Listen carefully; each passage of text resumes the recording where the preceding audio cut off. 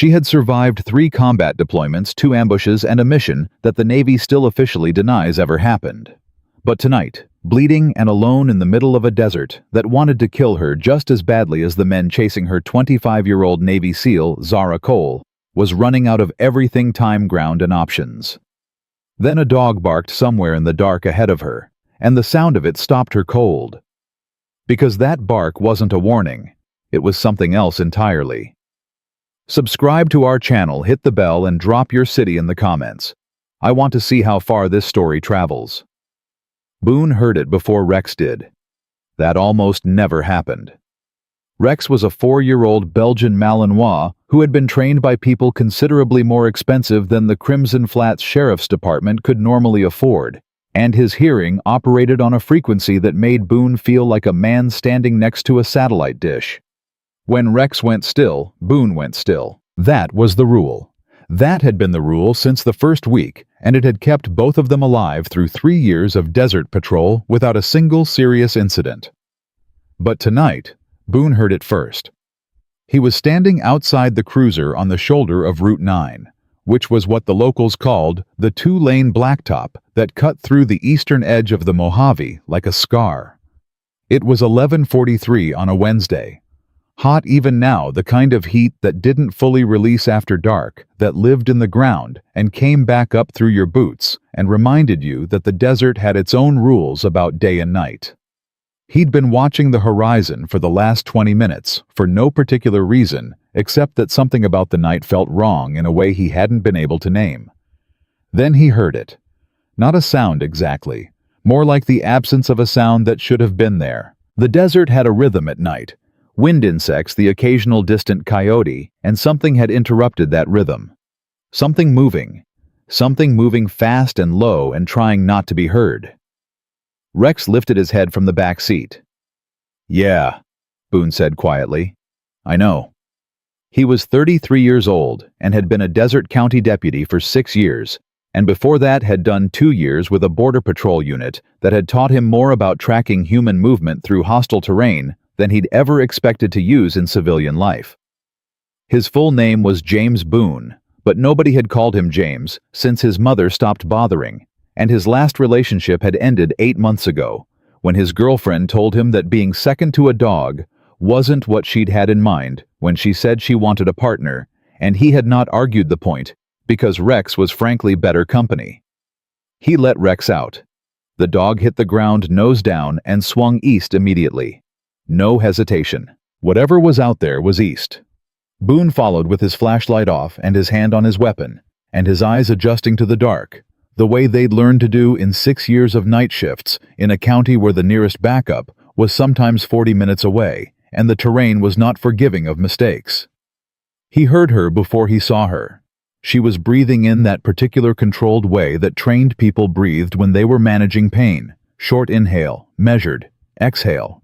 The rhythm of someone who had been taught that panic was a luxury and that the body could do more than the mind believed if you kept the mind out of it.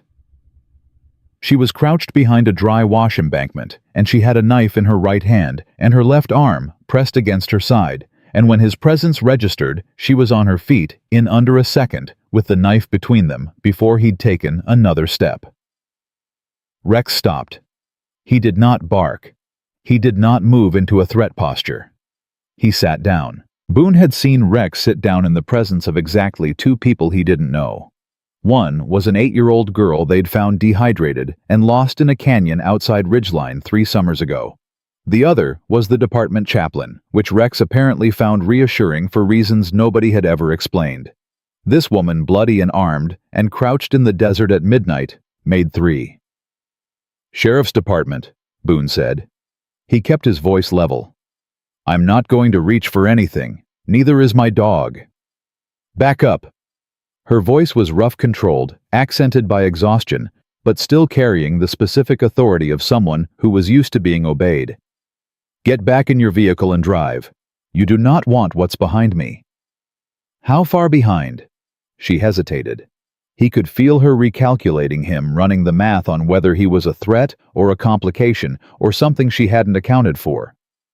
2 minutes, she said. Maybe less. How many? 5 confirmed. possibly a sixth on the south flank. He looked at Rex. Rex looked at him. "Come on," Boone said. She didn't move. "I said, I heard what you said." He kept his voice quiet. "My truck is 120 yards west. If you want to spend the next 90 seconds arguing, that's your call. But my dog doesn't sit down for people he doesn't trust, and he just sat down for you, so I'm inclined to extend you the same courtesy." He held her gaze. "What do you need?" Something moved across her face in the dark, not softening, not relief. Something more complicated than either of those. The look of a person who has been operating completely alone for long enough that the presence of an ally registers as almost foreign. "A radio," she said. "Old frequency. They're running a jammer and it's knocked out standard bands. But if you have anything that runs below the threshold, I've got a surplus unit in the lockbox, older than both of us." That might work. She glanced back east and then at him. "Can you run?" "Keep up if you can," he said. They ran. Rex moved ahead of them without a command, which he only did when he'd already decided which direction mattered, and Boone trusted that entirely. The dog's internal compass in desert terrain was something that newer deputies sometimes refused to believe until they'd seen it work 3 or 4 times. Rex didn't navigate by landmarks the way humans did. He navigated by something older and more reliable than landmarks. They were 50 yards from the truck when the first shot came, high and wide. Warning, which told Boone 2 things immediately: they wanted her alive, and they were close enough to take the shot if they'd wanted to take it.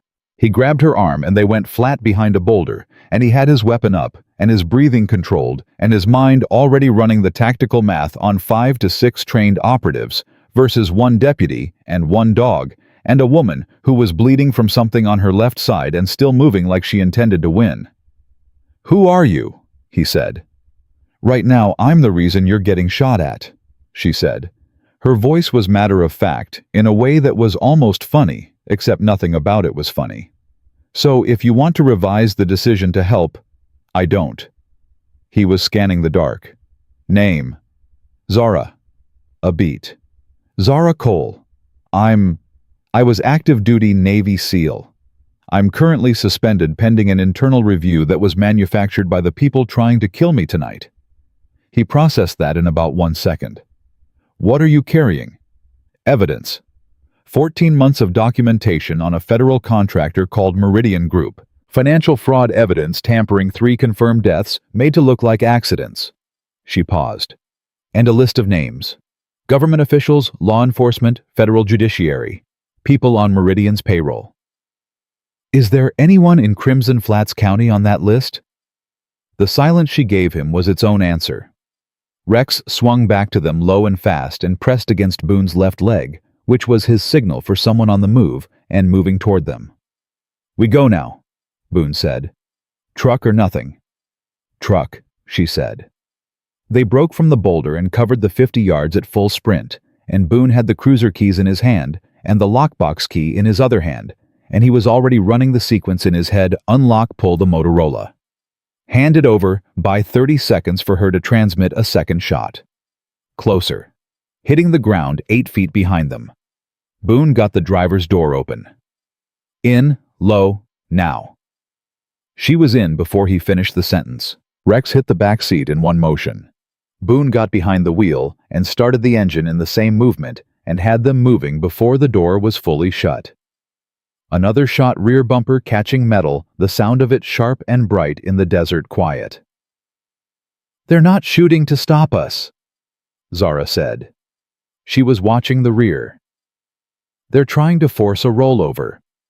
If they hit the tire..." "They won't hit the tire at this angle." He kept his lights off and pushed the cruiser hard east along the shoulder and then cut south onto a dirt track that wasn't on any public map because it was a grazing access road that he'd found 3 years ago on a call that had taken him out here at 4 in the morning. "Lockbox is under your seat. Keys on the ring."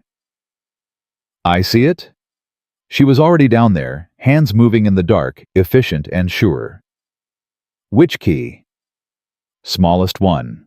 brass. He heard the lockbox open, heard her find the Motorola by weight and shape, heard the old radio power up that specific crackle of an older unit's frequency range engaging. "What frequency?" she said. "Dial is set. Just transmit." She pressed the button and said a sequence of letters and numbers. He didn't recognize a code identifier, and then a location and a channel reference, and then she released and waited. The radio hissed, and then a voice came back, faint and distant, and partially buried in static, but unmistakably there. A confirmation signal. 6 characters that apparently meant something to her, because she exhaled in a way that sounded like the first real breath she'd taken in hours. "They got it," she said. "Response time. Unknown. At least 30 minutes. Probably more." She held the Motorola against her chest. "They're going to reacquire us fast. They have a tracker he's exceptional. His name is Decker. He was my instructor at BUD/S. Boone looked at her briefly. "Your own instructor is hunting you." "Shit." "He's been on Meridian's payroll for 2 years. She said it without emotion, which somehow made it heavier. "He knows everything I know.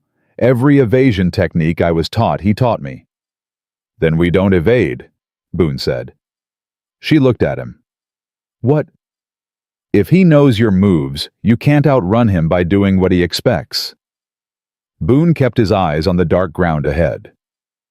"What's the one thing he wouldn't expect?" She was quiet for 3 seconds. Stopping. Where does stopping hurt him most? She thought about it. Somewhere defensible with multiple sight lines.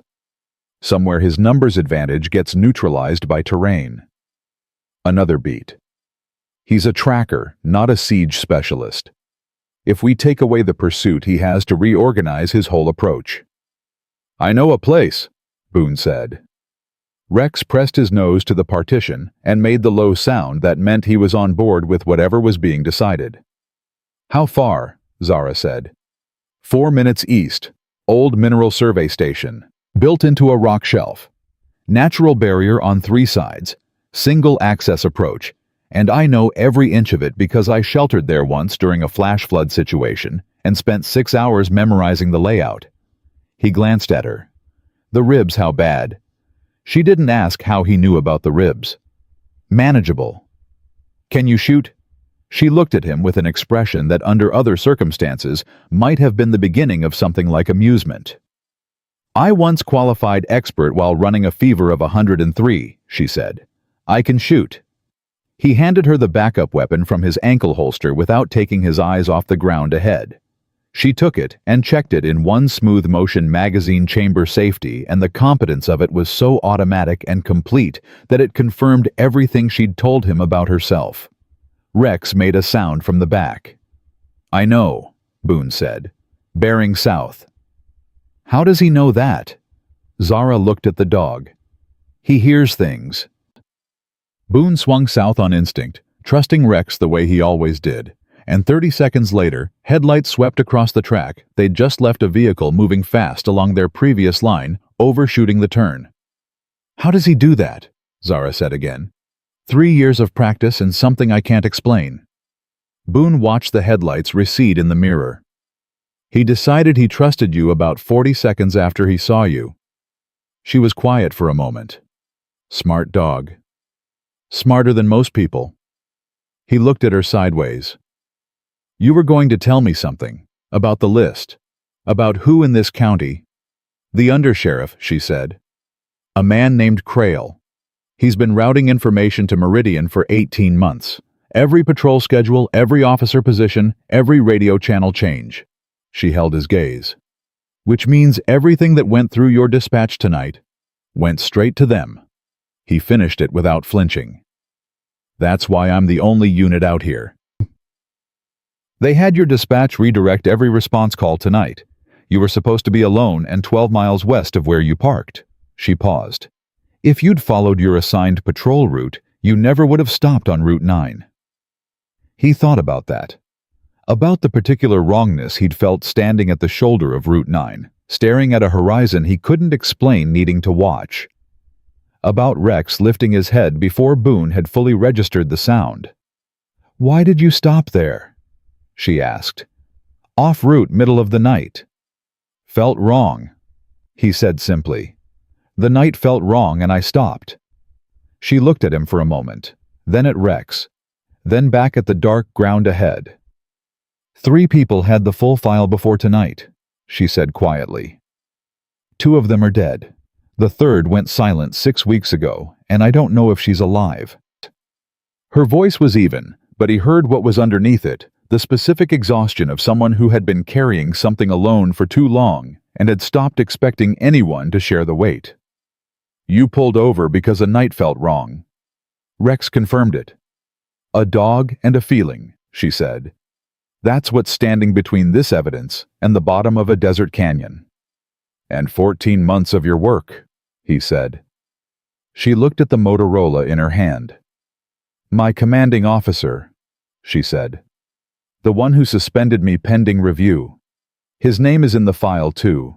He's been helping Meridian identify which of my investigation materials were most critical to suppress." She said it flat and clean. "I trusted him for 4 years." The mineral survey station appeared ahead, a low, dark shape pressed against the rock shelf exactly as he'd left it 18 months ago. Exactly as the desert had kept it unchanged and solid, and offering what it had always offered people who found it in the dark. A place to stop. A place to make a stand. Boone killed the engine. Rex was already at the door, focused, ready, the unhurried readiness of an animal who knew exactly what his job was and had never once doubted his ability to do it. 30+ minutes, Zara said, before response arrives. "I know. Decker will reacquire us in less than 10. "I know that too." She looked at the dark shape of the station and then at him. "You understand what we're walking into."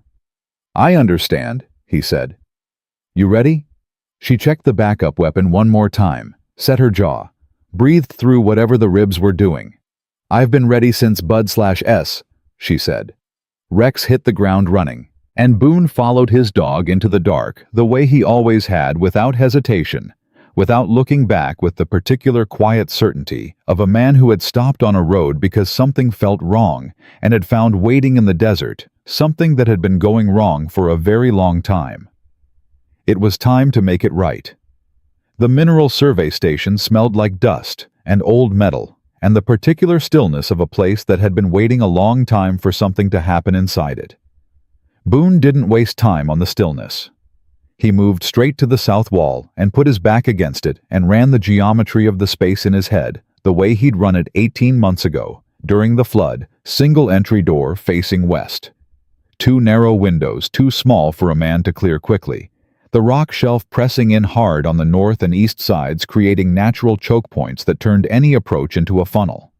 5 trained operatives in open desert were a serious problem. 5 trained operatives who had to come through one door were a significantly more manageable one. Zara was already moving without being told. She went to the west window, the one with the angle on the approach, and looked out for exactly 3 seconds. Processing, cataloging. "They'll stage at the dry wash," she said. 200 yards out. Decker will send 2 forward to probe while he reads the terrain from the rise. He won't commit until he knows what he's walking into. "How long does the probe take?" "With good operators, 6 minutes, with Decker running it." She turned from the window. 4. Rex was at the door nose, working the gap at the bottom of the frame, and he made the low chest sound that Boone had come to understand meant active threat within sensory range. Not close enough to act, close enough to track. "He's got at least one already within 200 yards, Boone said. Zara looked at the dog. "He can tell that. He can tell a lot of things." Boone moved the old metal shelving unit against the door, not enough to stop a determined breach, but enough to buy 3 seconds, and 3 seconds in a close-quarters situation was an eternity. "Talk to me about Decker. Weaknesses." She thought for a moment, and he could see her working through it, not hesitating, but being precise. She was the kind of person who understood that the wrong answer given fast was worse than the right answer, given a second later. "He's methodical," she said, "which is a strength until it isn't. He builds his approach like a blueprint, every angle accounted for, every variable addressed. But that means he has a hard time adapting when a variable that shouldn't exist suddenly exists." She looked at Boone. "He's never worked against a handler and a trained K9 in open desert. His playbook doesn't have a chapter for Rex." "Good." Boone looked at the dog. "Rex's chapter is usually the shortest and most decisive one." Rex glanced back at him with what Boone could only describe as professional agreement. Zara set the waterproof case on the floor against the east wall as far from the entry point as the space allowed, and then straightened and pressed her left arm against her ribs for a moment with her eyes closed. One breath. Just one. Then her eyes opened and she was back. "The Motorola," she said. "Can we transmit again?" Short burst. "The jammer's still active, but the old frequency bleeds through at low power. If we transmit too long, they'll triangulate us precisely. They probably already know the general location from the first transmission." "I don't need long. 30 seconds. He handed it to her. She keyed it and said another sequence different from the first, shorter, and then a single word he almost didn't catch, and then she released. The radio hissed. This time, no voice came back, just two short static bursts that apparently constituted an acknowledgement, because she handed the Motorola back with a nod. "Response team is moving," she said. "But the ETA just changed." Something in her voice made him look up. "Change to what?" "There's a roadblock on Route 9 South. Meridian assets." Someone anticipated the response corridor and moved to cut it off. She said it flat and clean. "Our people have to reroute. It adds time." "How much time?" She met his eyes. 50 minutes. Maybe 55. 50 minutes. From 4 minutes of probe time. He did that math in about half a second, and the result was not comfortable. "Then we hold 50 minutes, he said. She looked at him steadily. "You understand what that means against Decker's team?" "I understand." He moved to the north wall. "Tell me about the people with him. The 5 operatives. What are we actually dealing with?" "Private contractors. Former military, most of them, but some of them are just well-paid professionals with training that money bought." She moved to the opposite side of the door from him, mirroring his position. "The ones to worry about are positions 1 and 3. Position 1 is a man named Garrett, former Army Ranger exceptional breach specialist. If Decker decides to force the door, Garrett goes first." She paused. "Position 3, I don't have a name for. I've been tracking him for 6 weeks, and he moves like someone with Special Forces background, but there's no record that matches his profile, which means his records have been scrubbed, which means someone with significant clearance access did it deliberately." "Scrubbed records," Boone said. "That's not a contractor thing. That's a government thing." "Yes." She looked at him. "Which is why the list of names in that case matters as much as the financial documentation. The money tells you who got paid. The names tell you who had the authority to scrub a military record." She paused. "Who had the authority to redirect an entire county's law enforcement response on a Wednesday night? Who had the authority to have a federal judge sign an accident ruling on a case that was never an accident?" He caught the weight of that last sentence. Someone died. 3 people. Her voice was controlled in the way that required active effort to maintain. The first was a forensic accountant in Arlington who found the initial financial irregularities. The second was a journalist in Phoenix who was 6 weeks from publication on a story about Meridian's federal contracts. A pause. The third was a woman named Sergeant First Class Brianna Okafor, my teammate. She found something in Meridian's personnel files during an unrelated op, and she brought it to me instead of up the chain because she said the chain didn't feel clean. Another pause.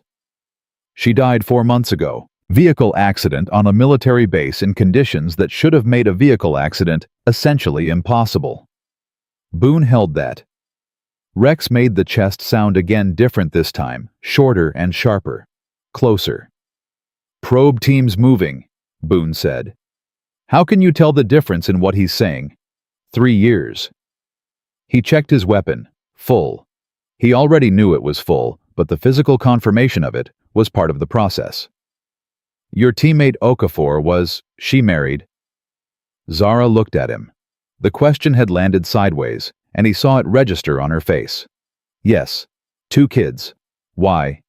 "Because the people whose names are in that case need to answer for her too. Not just the financial charges. Not just the obstruction." He kept his voice level. "All of it." She held his gaze for a moment. Something in her expression shifted, not dramatically, not sentimentally, but the specific shift of a person who has been carrying something alone for a long time, and has suddenly, unexpectedly felt the weight of it acknowledged by someone else. "Yes," she said quietly. "All of it." A sound from outside Boot on Rock controlled deliberate, the probe team making contact with the station's perimeter.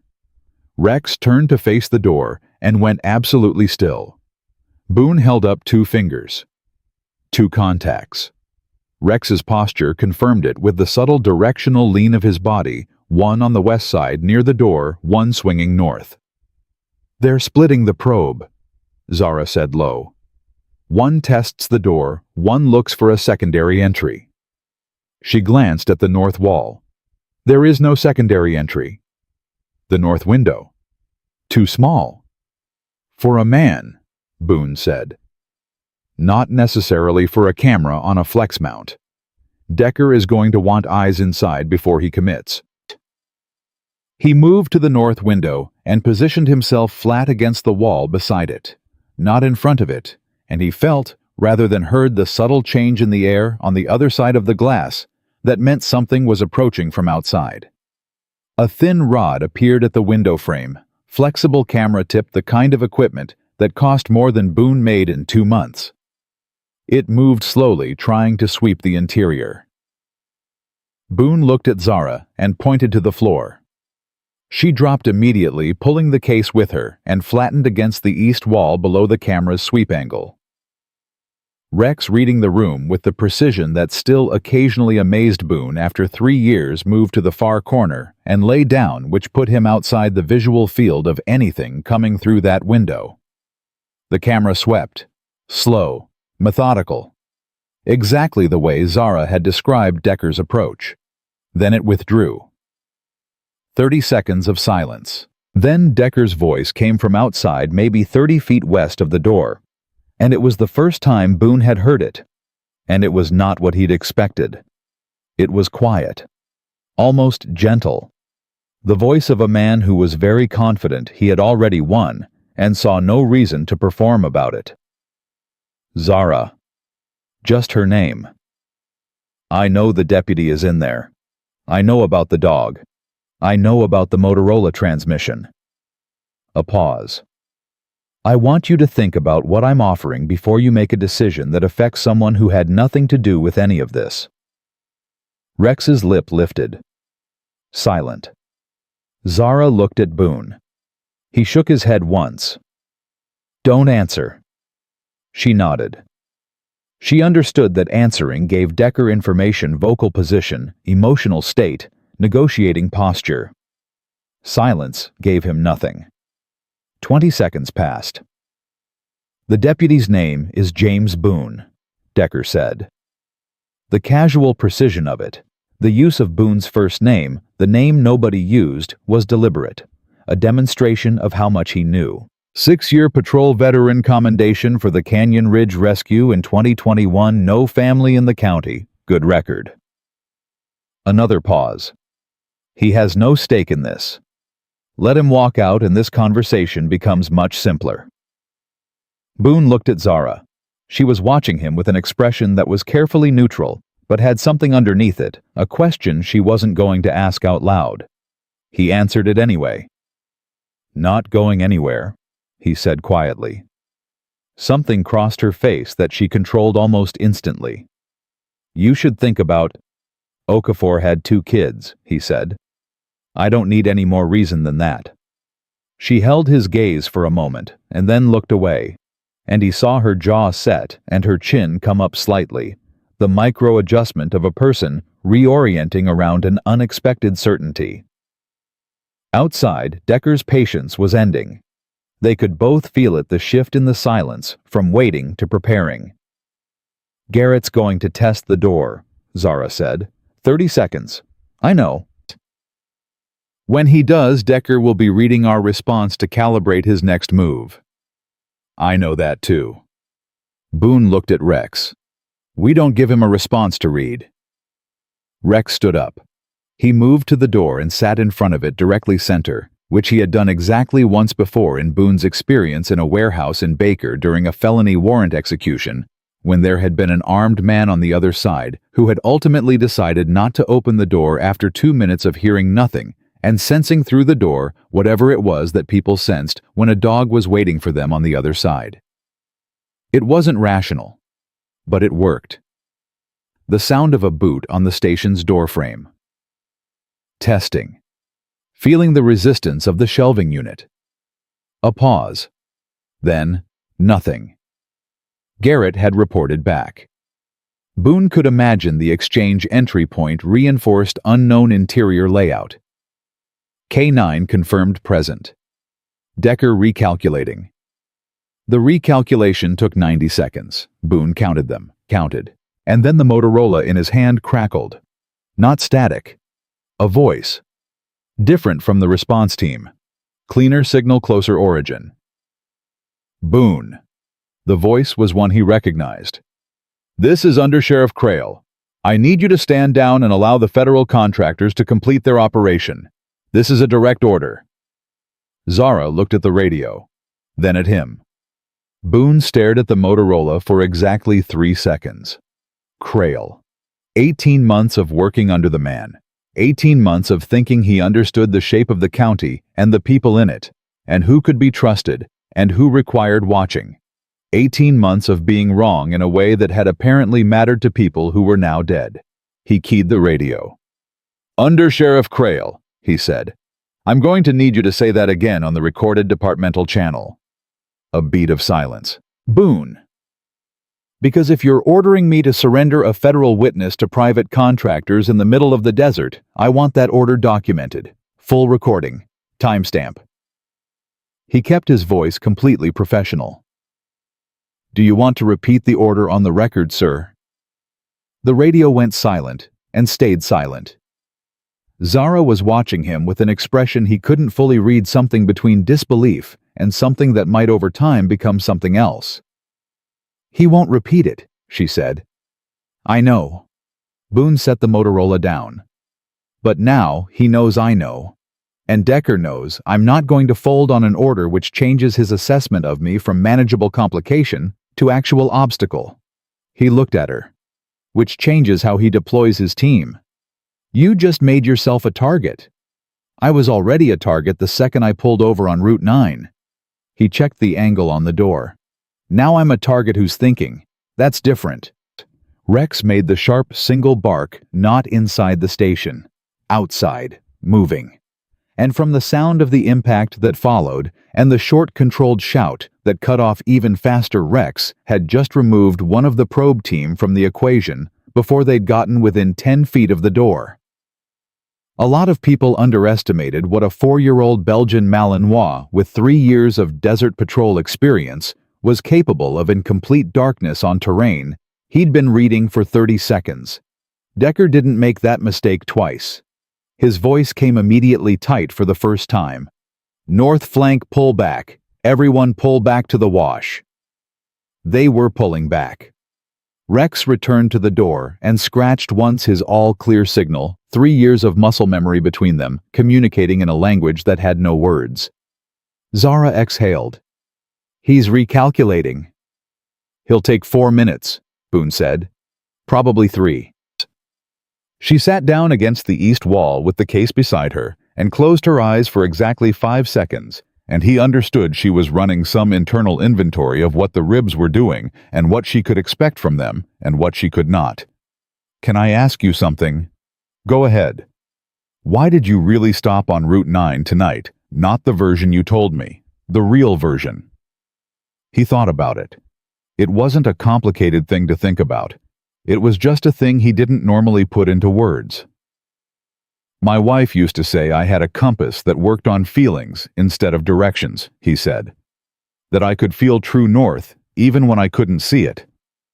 He looked at Rex. I think Rex has the same thing, just better calibrated. Tonight it pointed east, and I stopped. He paused. She passed 3 years ago. Cancer. And sometimes I think she would have gotten a real kick out of the fact that the thing she saw in me is still working. Zara opened her eyes and looked at him, quiet for a moment. She sounds like someone worth having in your corner, she said. She was the whole corner, he said simply. Then he straightened and checked the door angle again because Decker's 3 minutes were almost up. Tell me about the secondary documentation, the backup to what's in the case. Is there one? She looked at him carefully. There's a cloud upload. Encrypted. Timed release. If I don't enter a code every 72 hours, the files go automatically to 12 different federal and media contacts. When's the next release window? 19 hours from now. She held his gaze. Decker knows about the timed release. It's why they can't just take the case and disappear. They need me to cancel it. Which you won't. Which I will never do. Rex stood up. Decker was moving again. And somewhere in the dark desert outside, a man who knew everything about how Zara Cole had been trained was reorganizing his approach with one fewer operative and a considerably higher respect for the dog. The next 3 minutes were going to tell them everything about how the next 50 would go. Boone settled into his position steady and unhurried. He had stopped on a road because it felt wrong, and he was going to stay until it felt right. Decker's 3 minutes expired and nothing happened. That was worse than something happening. Boone had been in enough situations where the other side went quiet to know that silence after a tactical retreat meant one of two things. Either they were pulling back entirely, which trained contractors with a mission objective never did, or they were rebuilding the approach from scratch, which took time, but produced something considerably more dangerous than the original plan. Rex confirmed it. The dog was pacing. Not the tight, anxious pacing of an animal that didn't know what to do, but the measured back and forth of one that knew exactly what was out there and was tracking it, moving in multiple directions at once. He's splitting them, Zara said. She was on her feet back against the east wall, watching Rex the way someone watches a compass needle. He's positioning for a simultaneous approach from at least 2 angles. Can he do that with 4 people, one's down? Decker can do it with 2 people and make it feel like 6. She watched Rex's pattern shift. He's going to use the rock shelf on the north side. He'll put 1 person up there, even though there's no entry point from above, because a person on the high ground draws your eyes up, and your eyes up means your response time to the door goes down. Boone absorbed this. He's willing to sacrifice a position just to split our attention. He's done it before. In training, he used to say that the most valuable operative in any breach scenario is the one who never touches the objective, the distraction. Her jaw tightened slightly. I wrote a paper on his methodology in my 2nd year. Got commended for it. A pause that had something bitter at the edges. Didn't occur to me I'd be using it against him someday. Rex stopped pacing. He pointed at the door. Still. Absolute. Someone just took a position at the door, Boone said. Garrett. Zara straightened. This is it. Decker's done probing. Boone moved left of the door and Zara moved right without either of them saying anything. The same automatic mirroring they'd been doing since the boulder on Route 9, and he had the fleeting thought that this was what it looked like when 2 people who were good at very different things figured out in real time that those things fit together. Then Decker spoke again from outside, closer than before, much closer. Boone. Not Zara this time. Specifically him. I want to tell you something man to man. Boone didn't respond. Silence was still the answer. The woman you're protecting, she's not suspended pending review. Decker's voice was measured, reasonable. the voice of someone presenting facts rather than arguing. She's been formally charged. Theft of classified materials, unauthorized access to federal contractor files, conspiracy. The people coming to relieve me of this situation in about 40 minutes are not Meridian assets. They're federal marshals with a valid warrant. A pause designed to let that land. You're not protecting a witness deputy. You're harboring a fugitive. Rex didn't move. His body language didn't change by a single degree. Boone looked at Zara. She met his eyes and said nothing, and her face was completely open, not performing calm, not managing her expression, just letting him see exactly what was there. And what was there was someone who had heard that particular version of the story before, and had long since stopped being wounded by it. True, he said. One word. He owed her the direct question. The charges are real, she said. Meridian filed them through a compromised federal liaison 4 months ago. The materials I accessed were classified because Meridian classified them after I accessed them. Retroactive classification to make lawful access into theft. She held his gaze. I can prove all of that. It's in the case. And the marshals? There are no marshals. She said it simply. If there were federal marshals responding, they would have made contact with the county SO through official channels 6 hours ago. They would have a badge number on file with dispatch. They would have called your radio directly. She paused. Did anyone call your radio tonight? Before Crail? He thought about the night. The empty channels. The redirected calls. The deliberate silence. No, he said. Because there are no marshals, she said. There's Decker and 4 operatives, and a story he needs you to believe for the next 2 minutes while Garrett takes the door. Boone turned back to the wall and raised his weapon and said loud enough to carry clearly through the door. Garrett, I know you're on the other side of this door. My dog knows you're on the other side of this door. You want to think carefully about what you do next. Silence. Then from outside, a sound that wasn't Decker's voice and wasn't a weapon, a short, low exchange between 2 people repositioning. Boone read it immediately. Garrett pulling back from the door. Decker reassigning him. The distraction from the high ground wasn't working because Boone wasn't looking up, so Decker was changing the geometry again. He doesn't get frustrated, Zara said quietly. That's the thing about him. Another man would be angry by now. Decker just keeps recalculating. Is there anything he cares about beyond the mission? She thought. His reputation. He's never failed a contract. 12 years, 40-some operations, and he's never once come home without completing the objective. She paused. That's not just professional pride. That's identity. The mission is who he is. Then we make him fail, Boone said. Not just stop him. Make him fail completely enough that the reputation breaks.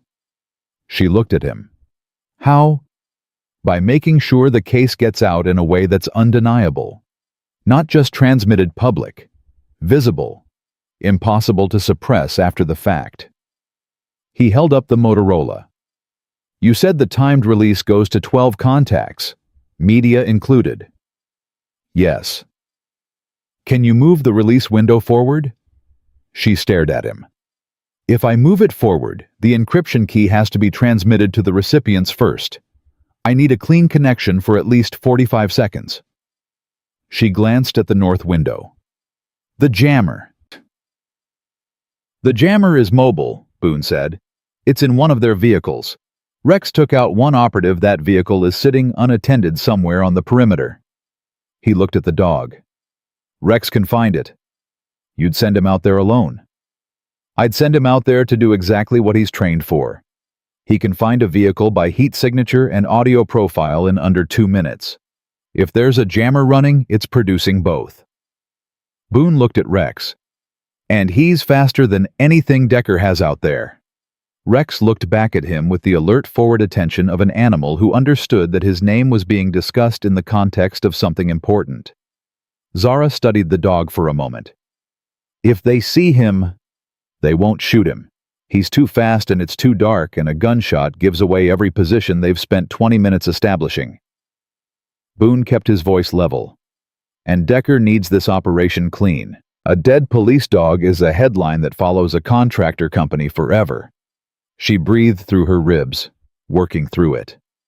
If he finds the jammer vehicle and we take the jammer down, we get 45 seconds before Decker realizes what happened. 45 seconds is enough for the release. It's enough to push the window forward to immediate.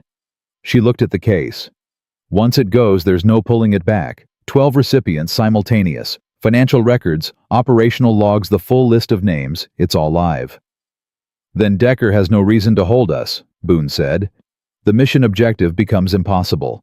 He can breach this station and take the physical case, and it doesn't matter because everything in it is already public.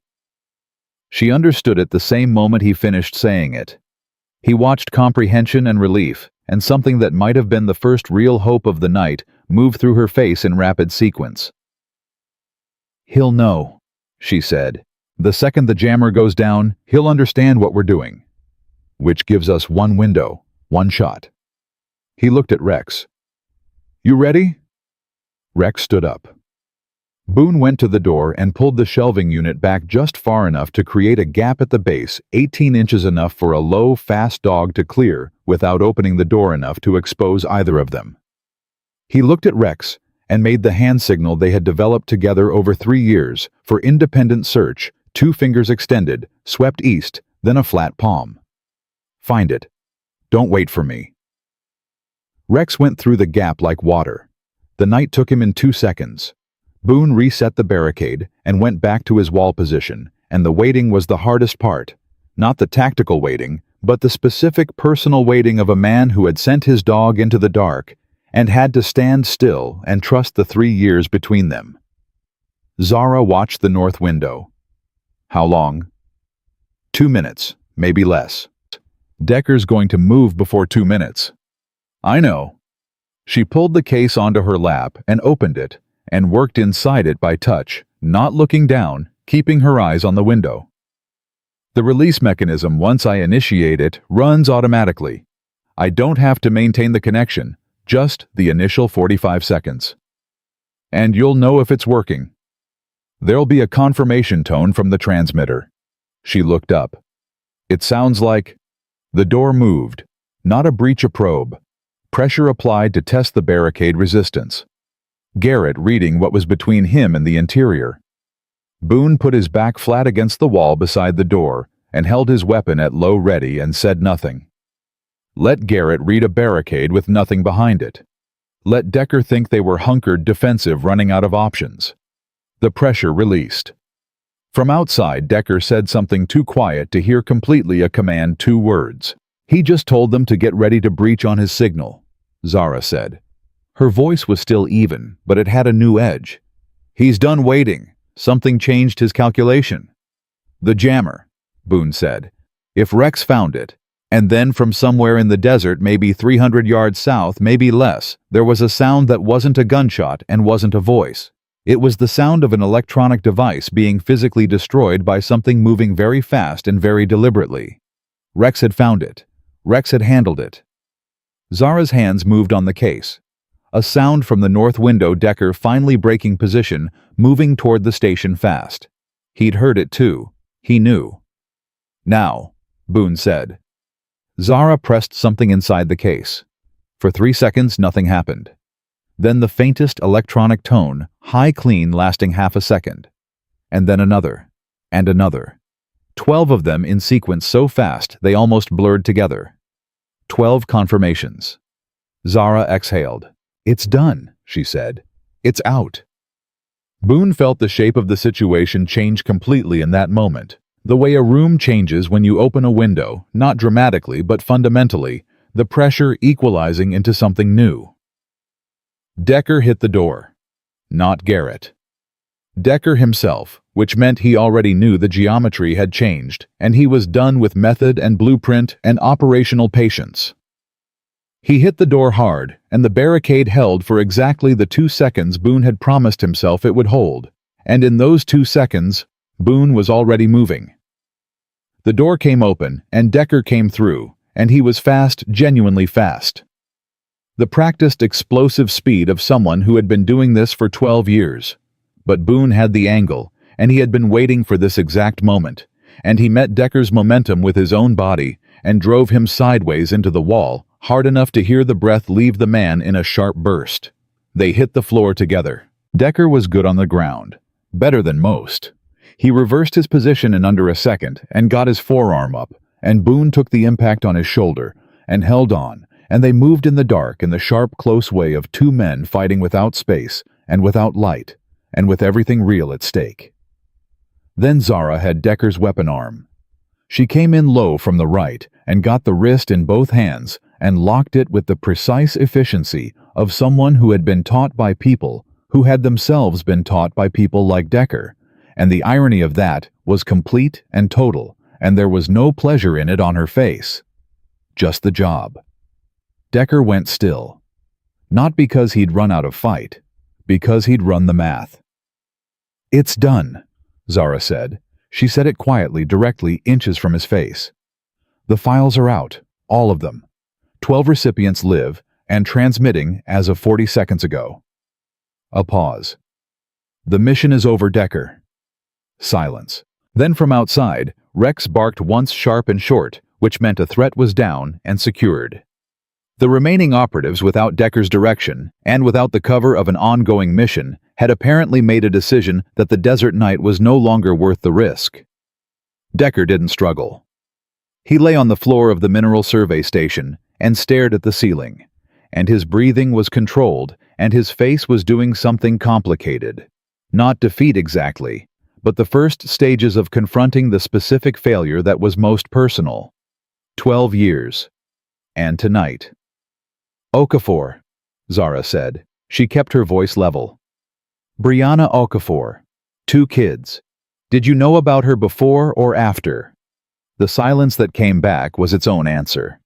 Zara's hands tightened on his wrist for just a moment and then released entirely. She stood up.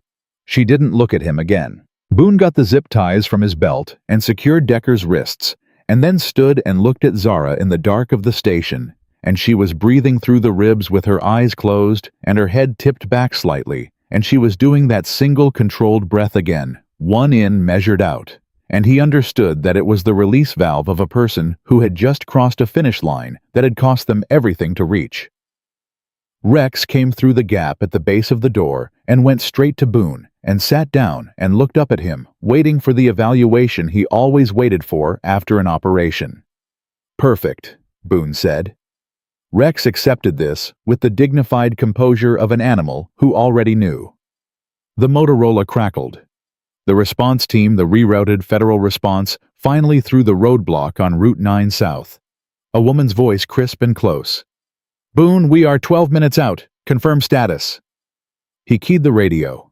"1 in custody. Scene is secure. We have the package, and the release has already transmitted." He paused. "Tell your people to check their inboxes." A beat of silence from the other end. And then, "Copy that." The woman's voice had changed slightly, not unprofessional, but carrying the particular quality of someone who had just understood the full scope of what they were driving toward. 12 minutes. 12 minutes. Zara opened her eyes. She looked at the case on the floor, and at Decker zip-tied against the wall, and at Rex sitting composed and satisfied by the door, and then she looked at Boone.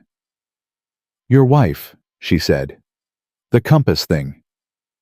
"Yeah. She wasn't wrong about you." He didn't have a response to that. He didn't need one. Outside, the desert had gone quiet in a way that was different from the quiet at the beginning of the night, not the taut waiting quiet of something about to happen, but the open quiet of something that had just ended. The heat was still there, still rising from the ground, the way it always did in the Mojave, indifferent and permanent. But the night had changed, and somewhere in 12 different inboxes in federal offices and newsrooms, and the secure servers of people who had been waiting 14 months for exactly this, a file was opening. And the names inside it were finally becoming visible. 12 minutes felt different when you were on the winning side of them. Boone stood at the door of the mineral survey station with the Motorola in his hand and the desert quiet around him, and for the first time since he'd stepped out of his cruiser on Route 9, the math was running in their favor. Decker secured. Jammer destroyed. Files transmitted. 4 remaining operatives who had melted back into the desert without their commander and without a mission that still made sense. He should have felt something close to relief.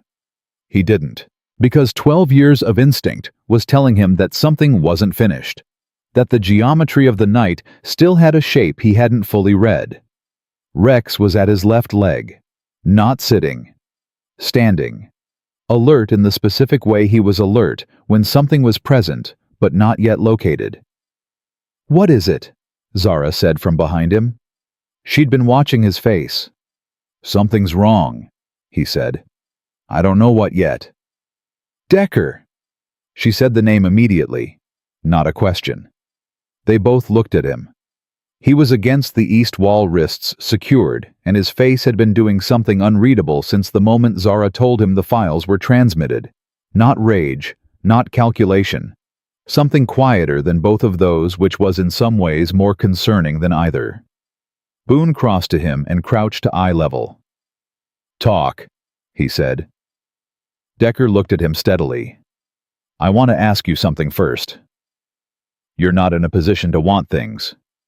I know that." A pause. "How long have you been in this county?" 6 years. "And the undersheriff? Crail, how long have you worked under him?" 6 years. Boone held his gaze. "What are you telling me?" Decker looked at the floor for a moment, and then back up. "Crail has been on Meridian's payroll since before you took the job. He hand-selects which deputies get assigned to which patrol routes. He has been managing this county's law enforcement coverage as a Meridian resource for 6 years. A pause. "Every call you ran tonight, every position you took, every transmission you made, he was feeding it in real time." "I know that already," Boone said. "Zara told me." "Did she tell you about the contingency?" Zara went still across the room. Boone looked at her. Her face had changed. "What contingency?" he said. Decker looked at Zara, not at Boone, at her. "Did you know about the secondary team?" Her silence told Boone everything he needed to know about whether she'd known. She hadn't. And the fact that she hadn't, and that Decker was choosing to tell them now after the files had transmitted, meant this was something Decker had decided to offer. Which meant it was real. Men like Decker didn't volunteer information without a reason, and the only reason that made sense right now was that the information scared him enough to trade. "Secondary team," Boone said. Decker met his eyes. "Meridian doesn't run single-layer operations. Not on something this sensitive. My team was the primary. We were supposed to recover the case before transmission." He said it without self-pity, just fact. "The secondary team is not a recovery team. They're a closure team." The word sat in the station like a stone dropped in still water. "Closure," Zara said. Her voice was flat, and he could hear the control it was taking to keep it that way. "If my team failed, which we did, the closure team activates. Their objective is not the case. The case is already out. They know that." Decker looked at Zara directly. "Their objective is the witnesses. Everyone who can testify to chain of custody. Everyone who can stand in front of a federal jury and say, 'I was there. I saw this. I can verify this evidence is authentic and unaltered.'" He paused. "Without living witnesses, Meridian's attorneys can challenge every piece of that file. Authentication becomes contested. Chain of custody becomes a legal battlefield." Another pause. "You know how this works, Zara. You've built cases. You know what happens to evidence when the witnesses who can authenticate it are gone." The 12 minutes had become 10, maybe 9. Boone was already on the radio. "Response team, this is Boone. I need your ETA, and I need to know if you have any unidentified vehicles in your approach corridor." The woman's voice came back immediately. 9 minutes. We have one vehicle on our 6 that appeared at the Route 9 junction. Running the plate now. It's not one of ours. Shadow vehicle, Zara said. They've been tracking the response team. They'll intercept before the team reaches us, or they'll wait until the team takes us into custody and hit the transport. Boone keyed the radio. Tell your team to treat the shadow vehicle as hostile. Do not allow it to maintain your 6. And move faster. Copy. Plates come back to a Meridian subsidiary. We're treating it as hostile. ETA, now 7 minutes we're pushing. 7 minutes. He looked at the door, at Rex, at the desert that had gone quiet in a way that wasn't the quiet of things being over. How many in a closure team? He asked Decker. 2, maybe 3. Decker said it without hesitation, which meant he'd decided to be fully useful and had committed to it. They're different from my team. My team was built for recovery surgical controlled minimum exposure. Closure teams are built for speed and finality. They go fast, and they go complete, and they don't leave anything complicated behind. You said you've never failed a contract, Zara said. She was looking at Decker with an expression that wasn't anger and wasn't forgiveness, but was something in between that had weight to it. Was Okafor a closure operation? Decker's jaw moved once. Was she? Zara said again. Not louder, just more certain. I was not on that operation, he said. That's not what I asked. The silence that followed was the kind that answered the question without answering it. Zara turned away from him. One breath. The same breath she always took when she was managing something that wanted to be larger than the moment allowed. And then she turned back, and her face was operational again, and whatever had just moved through her was stored somewhere that could be dealt with later. Closure team won't come to the station, she said to Boone. Too enclosed, too many unknowns. They'll want open ground. They'll want us moving. She looked at the door. If we stay here and wait for the response team, the closure team has to come to us or abort. They won't abort. No. But coming to us means coming to this terrain. Single approach, a dog who already took out one of Decker's people in the dark. She looked at Rex. What's his range? How far out can he track a threat? In this terrain, with the wind off the South Flats. Boone considered. 300 yards, maybe more. Rex's ear swiveled. Both of them looked at the dog. Rex was pointing south. They're already here, Boone said. He said it quietly and without alarm, because alarm was a luxury that cost reaction time, and he didn't have reaction time to waste. He moved to the south window, the small one too narrow for entry, and listened. And what he heard confirmed what Rex had already told him.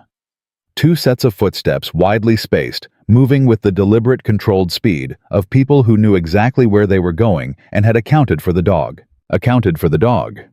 That was the detail that changed things. They know about Rex, he said. They would, Zara said. Decker's team would have reported the K9 confirmation when they pulled back. Which means they have a counter, she thought fast. Sonic disruptor, small unit handheld. Produces a frequency that overwhelms a dog's hearing at close range. Standard issue for teams operating in K9 environments. She looked at Rex. He'll be fine after, but it drops him for 30 to 60 seconds. 30 to 60 seconds was an eternity. Boone looked at Rex and made the hand signal for stay, and added the flat palm that meant interior position stay inside, maintain the room.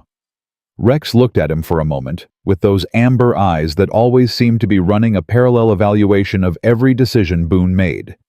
Then he sat down, right in the center of the room. You're keeping him inside, Zara said. If they have the disruptor, they'll use it when he's in range. Inside the station, the effective radius drops significantly. Stone walls scatter the frequency. He moved to the door and looked at Zara. Which means we go out. She stared at him. 2 closure operatives in the open desert against 1 deputy and a Navy SEAL, he said. Former active duty. Expert marksman who once qualified with a fever of 103. He checked his weapon. 2 against 2 in terrain they don't know. You know this terrain. I know every inch of it. I told you I grew up in Desert County. I've run calls out here at every hour for 6 years. He looked at her directly. And they're expecting us to hold position and wait. They've built their whole approach around 2 people hunkered inside a structure. She understood where he was going. We come out, and the approach falls apart. The same way our approach fell apart for Decker when we didn't hold the station. She looked at him for 1 second, the same second she'd taken on Route 9 when he'd said run, and she'd decided to trust it. On your count, she said. He moved the barricade and opened the door, and they went out into the desert night. The heat came at them immediately. Ground heat, the stored warmth of a day in the Mojave, releasing back upward, and Boone moved left and Zara moved right, without discussion, splitting the angle, and the 2 closure operatives, who had been positioning for a controlled approach to a sealed structure, suddenly had 2 targets moving in opposite directions in terrain neither of them had walked. The first shot came from the south, high adjusting for a stationary target that was no longer stationary, and Boone was already behind a rock shelf that he knew was there, because he'd eaten his lunch behind it on a call 4 years ago. From the east, Zara had gone flat and was moving parallel to the ground in a way that reduced her profile to almost nothing. Boone could see the operative to the south. Not well. The man was good low and dark, but well enough. He was repositioning, trying to reacquire, and his movement pattern was the precise, efficient movement of someone trained to excellent standards. But he was moving toward where Zara had been. Not where she was, because she wasn't there anymore. Boone tracked the south operative and held his position, and let the man continue to move toward a target that had evaporated, and he heard it before he saw it, a short controlled struggle to the east, no more than 4 seconds, and then one of the 2 sets of footsteps that had been in the desert was gone. Zara had taken position 3. Hand to hand in the dark in the desert with 2 cracked ribs. The south operative heard it too. He stopped moving, reorienting, trying to locate his partner and failing. He turned slightly north to try to reacquire, and in that turn, he made the mistake that every operative made once in unfamiliar terrain at night. He moved toward where the action had been instead of assessing what was between him and it. Boone came out of the rock shelf at low angle and covered the ground between them in 8 steps and hit him while his attention was east. It was brief and one-directional, and when it was done, the south operative was face down in the desert with his wrists behind him, and Boone was breathing hard, and his shoulder was going to be unhappy about the impact for several days, but nothing was broken, and the man on the ground was secured and not getting up quickly. "Clear," Zara said from the east. Her voice was tight with the ribs, but it was steady. "Clear," he confirmed. Rex barked from inside the station. One sharp bark. He'd heard it end and wanted confirmation. "Clear," Boone called again toward the station. The bark didn't repeat. Rex accepted the status. Boone stood in the desert and breathed, and the south operative said something into the ground that was mostly profanity, and Boone told him to be quiet, and he was. Zara appeared from the east, and she was favoring her left side more than before, and there was something new on her right forearm. A long graze, shallow the desert floor rather than a blade, but she was upright and moving, and her weapon was in her hand, and her eyes were already doing the same post-action sweep they'd been doing since Route 9. "How bad?" Boone said. "Skin." She looked at the graze. "I've had worse sitting still." "I believe you." She looked at the operative Boone had secured, and then at hers 10 yards east. "Closure team," she said. Two. Decker told the truth. Apparently. She let out a breath that was relief and exhaustion in equal measure. "That's the last of them." From Route 9 lights. Multiple vehicles moving fast, and even from this distance, Boone could see the federal vehicle configuration, the specific spacing of the light bars, the way they came in formation rather than spread. The response team. 6 minutes early. They'd pushed hard. Rex came out of the station door. Boone hadn't secured it fully, and the dog had worked it open, which he was capable of when sufficiently motivated, and crossed the desert to Boone in a straight line and pressed against his leg, and looked up at him, and Boone put his hand on the dog's back and held it there, "Good boy," he said. "Good boy." Rex leaned into it exactly the way he always did when a hard thing was finished. The lead federal vehicle reached the station in 4 minutes, and the woman from the radio was out before it fully stopped. 40's close-cropped hair, the bearing of someone who had been doing this long enough to stop performing and just do it. And she took in the scene with a single sweep, and then looked at Boone. "How many?" she said. "Decker inside secured. 2 out here secured. 3 more Decker's team scattered when the mission went sideways. They'll need rounding up, but they're not organized." She nodded and was already signaling her team. "The file's the release that transmitted—" "Already live," Zara said, coming to stand beside Boone. 45 minutes ago, 12 recipients." The federal agent looked at her. Something in her expression shifted, not unprofessional, but human. The look of someone who understood what 45 minutes ago had required. "Agent Solano, I'm the lead on the Meridian investigation." She paused. "We've been trying to get to you for 11 days. "I know," Zara said. "We lost 2 people trying to establish a clean contact channel." Solano said it flat and without decoration. "I want you to know that." Zara absorbed that. "I know about that too." Solano looked at Boone. "Deputy Boone, you're not going to have a job tomorrow. Crail's being arrested as we speak, and the sheriff's department is going into federal oversight pending review." She held his gaze. "But I'd like to have a conversation with you before that happens if you're willing." "What kind of conversation?" "The kind where I explain what the Meridian investigation is going to need for the next 18 months, and you tell me whether a federal task force position is something you'd consider." He looked at Rex. Rex looked at Agent Solano with the calm, evaluative attention he gave to everyone new, and after approximately 5 seconds, he sat down. Boone almost smiled. "I'll have the conversation," he said. Solano nodded and moved toward the station, and her team spread around them with the efficient, organized motion of people who were very good at the specific work of arriving at the end of something terrible and making sure it was documented properly. Boone turned to Zara. She was looking at the desert east, where the sky was doing the thing it did in the last hour before dawn in the Mojave, a lightning that wasn't yet light, but was the first promise of it, a gray at the edge of the dark that said the dark had an end. "Okafor," she said. Not to him specifically, to the morning coming. "She brought me the file because the chain didn't feel clean." She paused.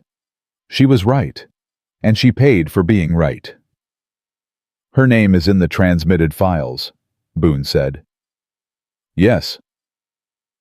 "Then the people responsible for what happened to her are going to have to answer for it in front of a federal court with everything she found already in evidence." He kept his voice level. "That's not nothing." "No," she breathed through the ribs carefully. "It's not nothing." Another breath. "Her kids are 6 and 8. When this goes to trial, they'll be old enough to understand what their mother did." The thing that lived underneath that sentence was something Boone didn't try to address with words. He just let it be there. Rex moved from Boone's side to Zara's side, just crossed the distance between them, and sat down next to her the way he'd done in the desert when they first met, complete and decided, and without any apparent need to explain himself. She looked down at him. Then she put her hand on his head, and he leaned into it, and she held it there for a moment, and something in her face went through the kind of change that happens when you've been holding yourself together through professional necessity for so long that a small and uncomplicated kindness reaches somewhere the professionalism can't protect. She didn't cry. Boone had the sense she hadn't cried in a very long time and wouldn't now. But something in her posture changed a fraction of the weight she'd been carrying, redistributed, shared across 3 instead of carried by 1. Solano came back out of the station. "Boone, Decker is asking to make a proffer statement. He's asking for you to be in the room."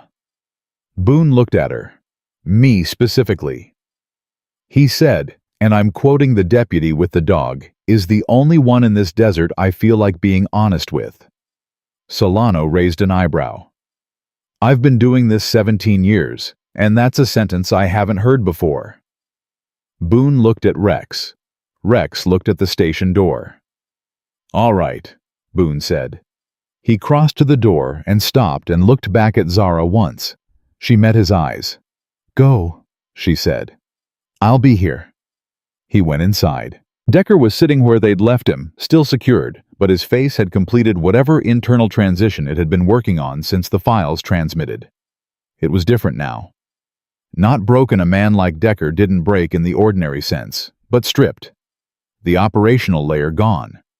What was underneath it was something that had been a person before the 12 years had built everything on top of it.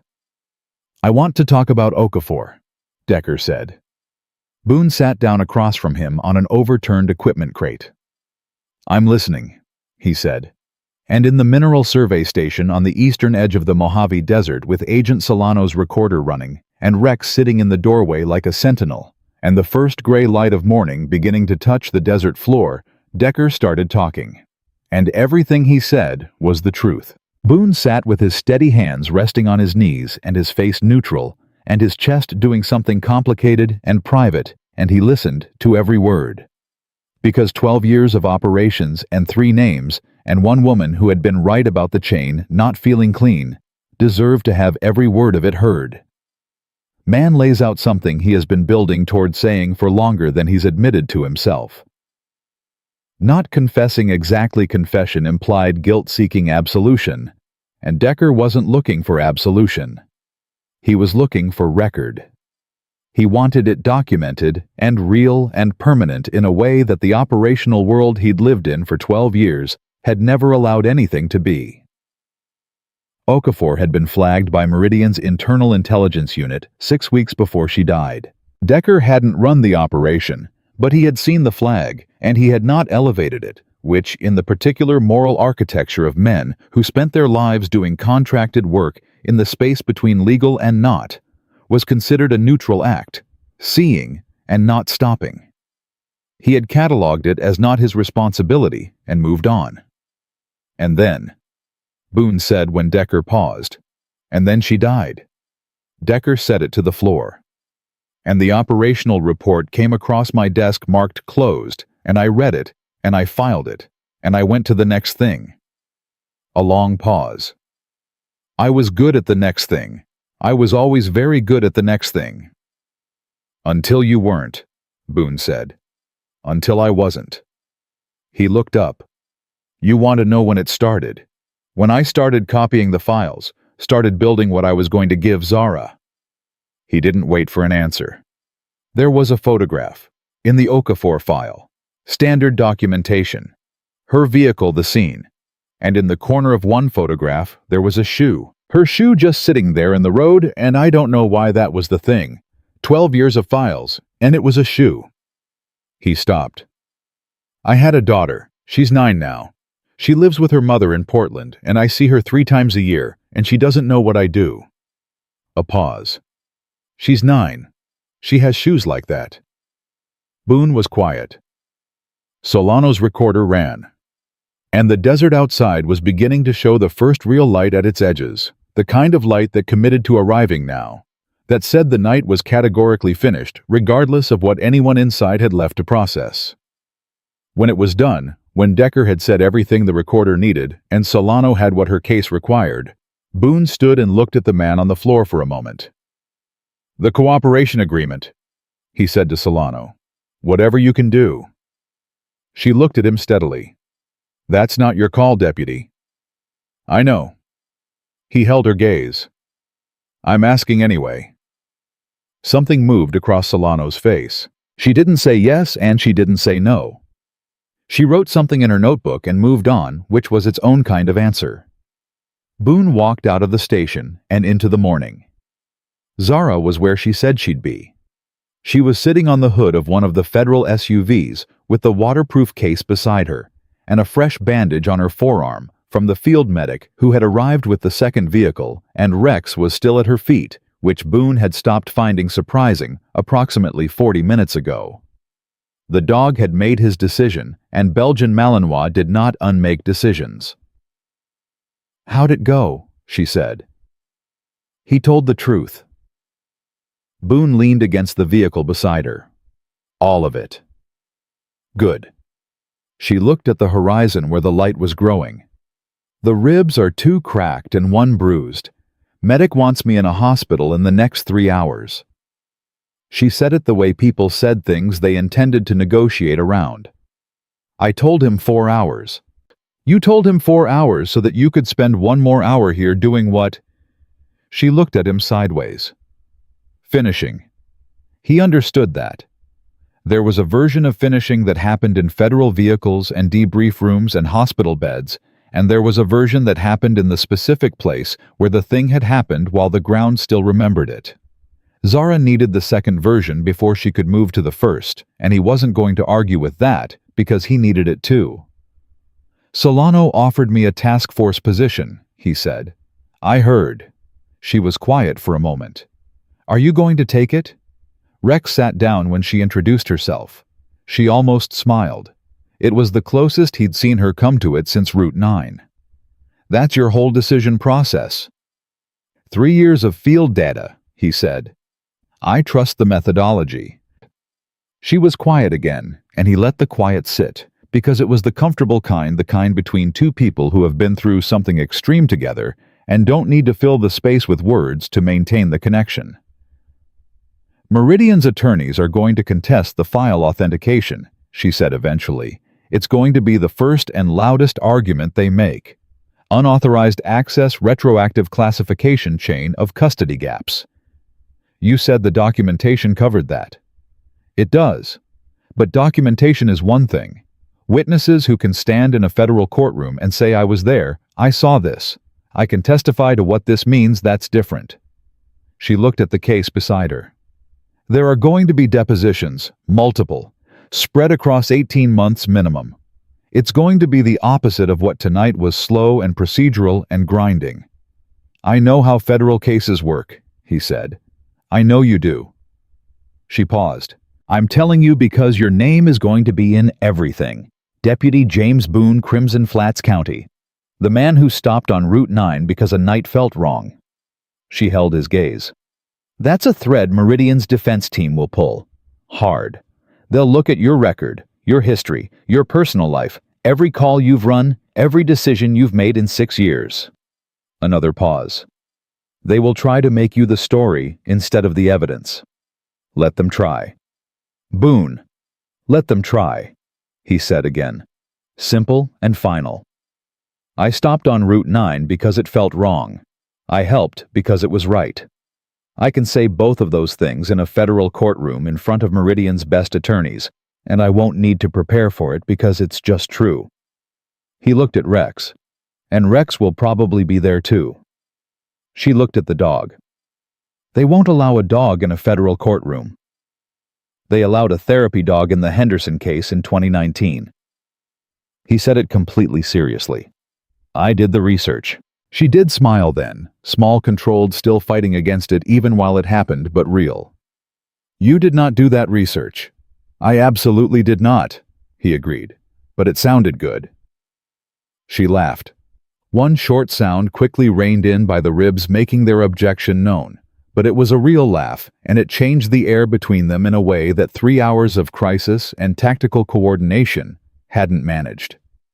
He registered it the way you register something that matters without fully examining why it matters.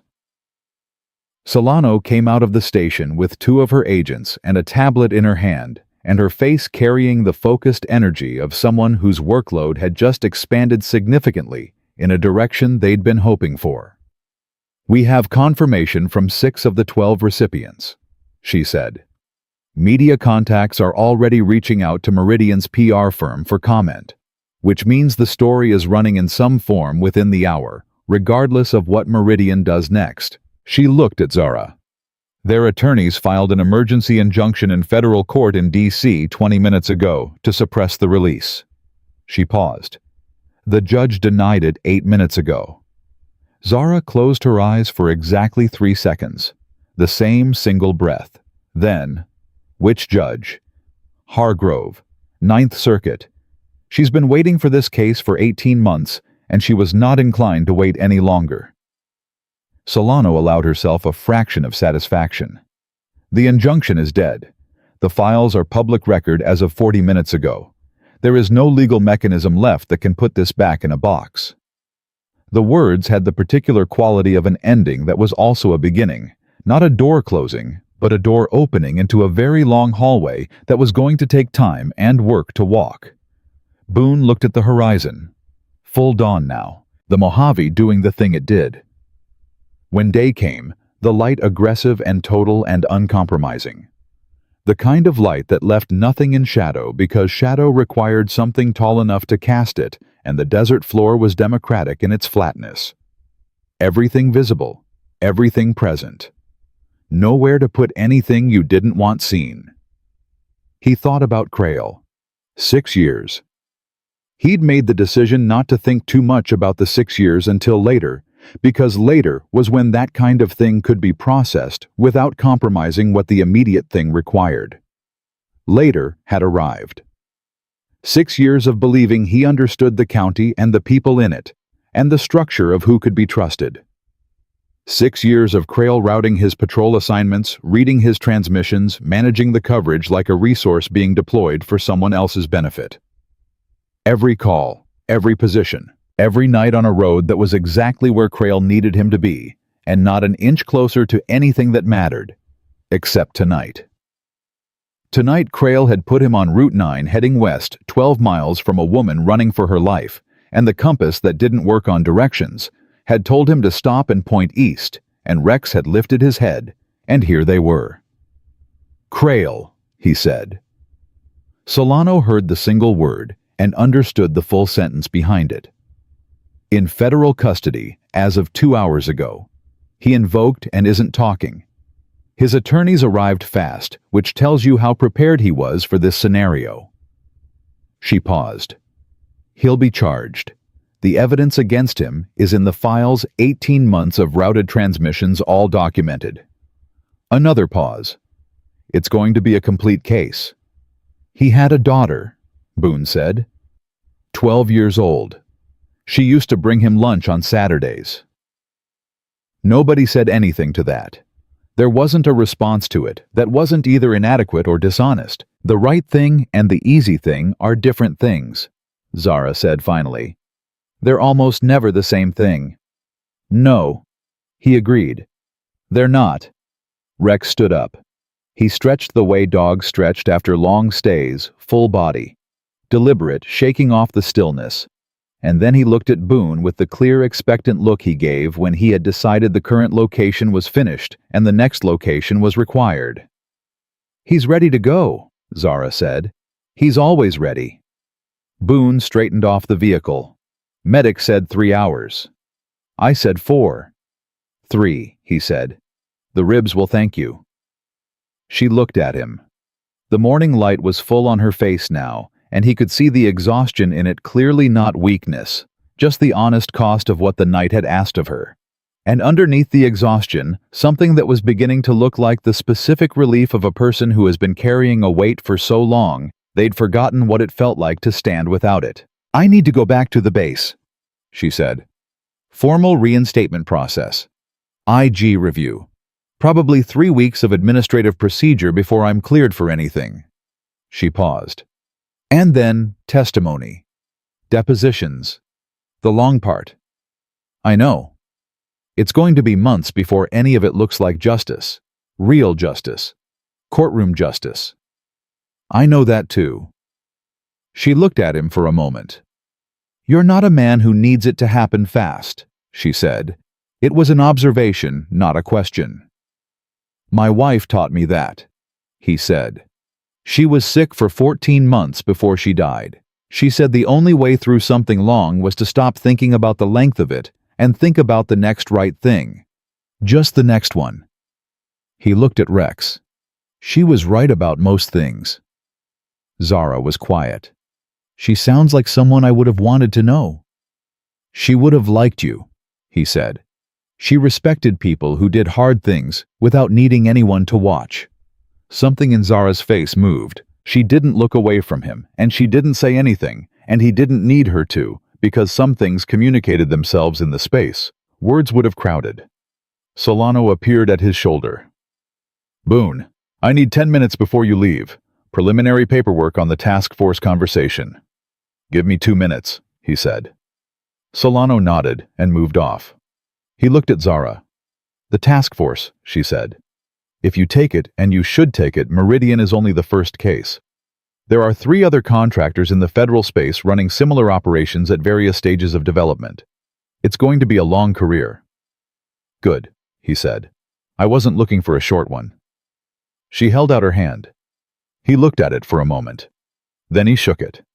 Firm and complete, the handshake of 2 people who had been through the specific thing that turned strangers into something that doesn't have a clean name but is real and lasting regardless. Take care of the dog, she said. He takes care of me, Boone said. She smiled. The full version this time unguarded, and it reached everything, and he filed it away in the same place. He kept the things that mattered. He turned and walked toward Solano and the paperwork, and the long, careful work of making sure everything that had happened on this night was documented so completely and so thoroughly that no attorney in the country could find a gap in it. Rex walked beside him. Behind them he heard the medic talking to Zara, more insistently, now the 3 hours becoming a firm recommendation, and he heard her capitulate with the grace of someone who had decided the fight was over, and the next thing was the next thing. The desert around them was fully lit now, gold and flat and merciless and beautiful, and every shadow had burned away, and the station, and the dry wash, and the tracks in the sand, and the spot where Rex had taken down the jammer vehicle, were all visible, and present, and real, in the way that things were real when the light found them.